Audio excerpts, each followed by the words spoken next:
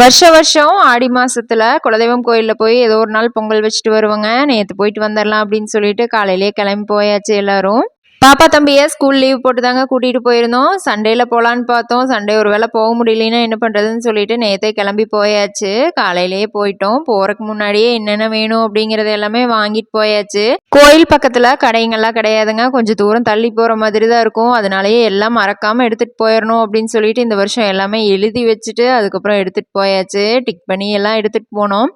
போன வருஷம் அப்படி தான் வந்து எல்லாமே எடுத்து வச்சிட்டோம் அப்படின்னு நினச்சிட்டு நீ எடுத்துட்டேன் நான் எடுத்துட்டேன்னு எல்லாருமே நினச்சிட்டு நாங்கள் போயாச்சு. அங்கே போய் கடைசி நேரத்தில் பார்த்தா நெய்யை மறந்துட்டு போயிட்டேங்க. அப்புறம் போய் பக்கத்தில் கடை எதுவுமே இல்லாதனால கொஞ்சம் தூரம் தள்ளி போய் தான் நெய் வாங்கிட்டு வந்தாங்க தம்பியும் அவருமே. பொங்கலெல்லாம் பொங்கினதுக்கு அப்புறம் தான் அவசியம் வந்து பண்ணுறதுக்கு இப்போ தம்பியும் அவரும் போனாங்க. நான் வந்து சக்கரை பொங்கல் வைக்கலாம் அப்படின்னு சொல்லிட்டு பொங்கலெல்லாம் நல்லா வெந்ததுக்கு அப்புறமா அரிசி நல்லா வெந்து முடிச்சதுக்கப்புறமா தான் வெல்லம் போடணும். வெல்லம் போட்டோம் அப்படின்னா அரிசி சரியாக வேகாது அப்படிங்கிறதுனால கடைசியாக வெல்லம் போட்டோன்னா போதும். அதுக்கப்புறம் வெல்லம் நல்லா கரைஞ்சதுக்கப்புறமா நல்லா கலந்து விட்டுட்டு முந்திரி திராட்சையெல்லாம் போட்டுட்டு நெய்யும் ஊற்றிட்டு எல்லாம் சாமி கும்பிட்றதுக்கு எல்லாமே எடுத்து வச்சுட்டு கிளம்பியாச்சு. தேங்காய் பூ பழம் மாலை எல்லாமே எடுத்தாச்சு. இளநீ பால் எல்லாமே கொண்டு போயிருந்தேங்க. எல்லாமே எடுத்துகிட்டு கிளம்பியாச்சு சாமி கும்பிட்றதுக்கு. நேற்று கூட்டம் அந்தளவு இல்லை அப்படிங்கிறதுனால பொறுமையாக திருப்தியாக சாமி கும்பிட்டு அப்படியே கிளம்பி வந்தாச்சு வீட்டுக்கு.